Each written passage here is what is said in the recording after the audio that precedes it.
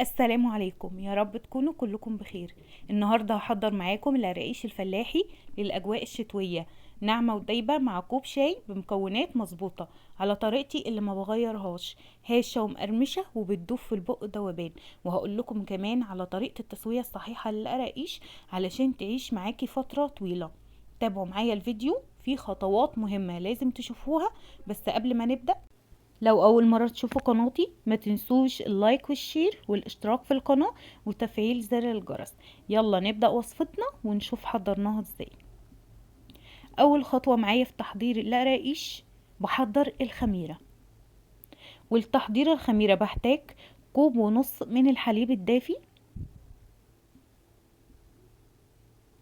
بضيف عليه معلقة كبيرة من السكر بقلبه كويس، بنزل عليه بمعلقة كبيرة من الخميرة الفورية،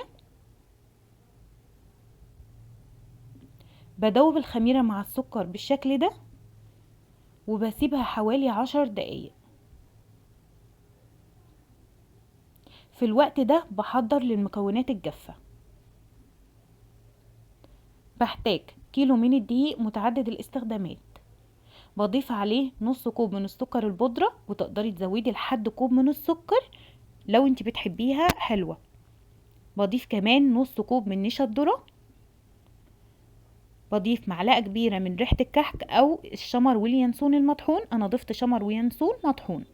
بضيف عليه معلقة كبيرة من البيكنج باودر وربع معلقة صغيرة من الملح، وبقلب المكونات الجافة كده مع بعض بالشكل ده.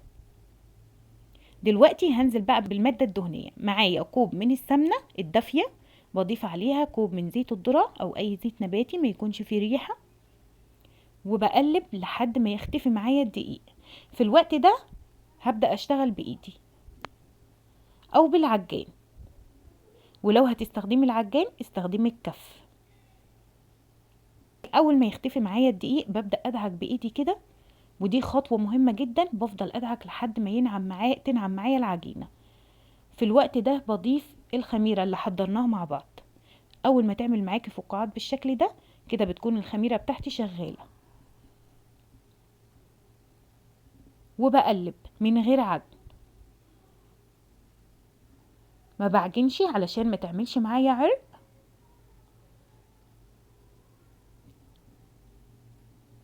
وبكده بتكون جهزت معايا. باخد قطعة من العجينة كده وبكورها على ايديا، لو عملت تشققات او وشها مخرفش كده تقدري تزودي لحد كمان ربع كوب من الحليب، لان ده بيرجع على حسب نوع الدقيق. حاولي ما تزوديش سوائل لو هي مش محتاجة علشان ما تنشفش منك وتبقى معضمة. بسيبها تستريح حوالي نص ساعة. كل ما استريحت معاكي العجينة كل ما كانت اسهل في الشغل.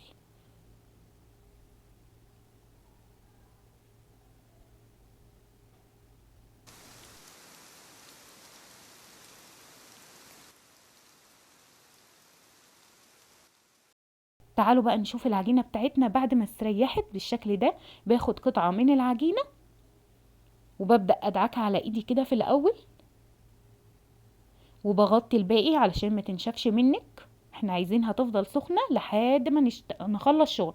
ولو بردت معاكي او جمدت، لو احنا في الشتاء او الجو برد قوي، بتدعكيها على ايديكي قبل ما تبدأي فيها شغل بالشكل ده، وبتبدأي تلفيها رول وبتفرديها على حسب السمك اللي انت عايزاه. بقطعها. انا بقى بحب اقطعها بزاوية كده.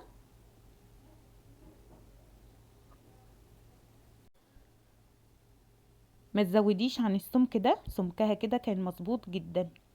تقدري كمان ترفعي عن الحجم ده. عملت معايا كل الكمية اللي انتوا شايفينها دي ما شاء الله.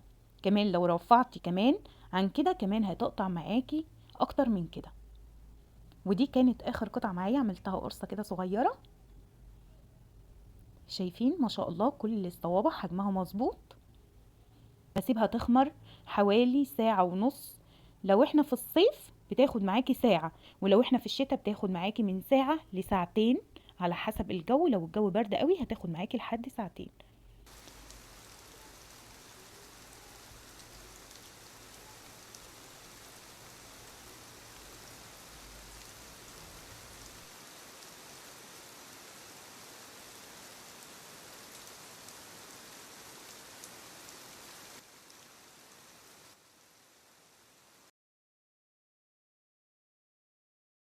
تعالوا بقى نشوفها بعد ما اختمرت ورفعت معايا بالشكل ده. هي ما بترفعش خالص زي القرص الطريه، احنا مش عاملين عيش، دي قرص مبسوسه.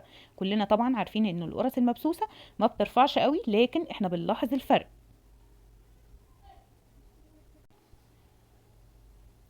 بالشكل ده. شايفين؟ كمان انت لو لمستيها او حاولتي ترفعي قطعة بتسمعي صوت التخمير، لكن بيكون حجمها مش اكتر من كده. بسويها بقى على درجة حرارة 180، الرف الوسط، فرني شغال من تحت فقط. اول ما تبدأ تاخد معاكي لون دهبي من تحت على طول بتشغلي من فوق، وبرضو بتكون النار هادية من فوق جدا علشان وشها ما يحمرش بسرعة. لا، احنا عايزينها مقرمشة، تطلع مقرمشة معانا ودايبة، وما يكونش قلبها معجن او طري من جوه. عايزينها تستوي تسوية مظبوطة علشان تفضل معاكي وقت لو انتي عاملة كمية كبيرة. السوا ده كان مظبوط جدا. شايفين؟ انا بحب لونها كده، تقدروا كمان تخلوها افتح من كده لو انتم مش حابين اللون ده. شايفين ما شاء الله قد ايه هشة ودايبة، هشة ومقرمشة ودايبة في نفس الوقت، مش معضمة او بتقطم. ما شاء الله مقاديرها مظبوطة جدا. ان شاء الله هتجربوها وتعجبكم وهتعتمدوا الطريقة دي، مش هتعملوا الا بيها.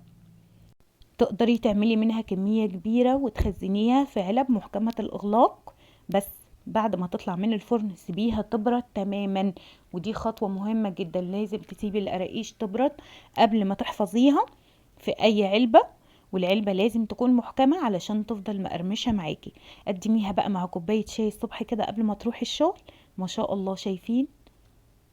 هشة جدا، مقاديرها مظبوطة. ان شاء الله تجربوها وتعجبكم وتكتبوا لي في التعليقات، واشوفكم في وصفات تانية.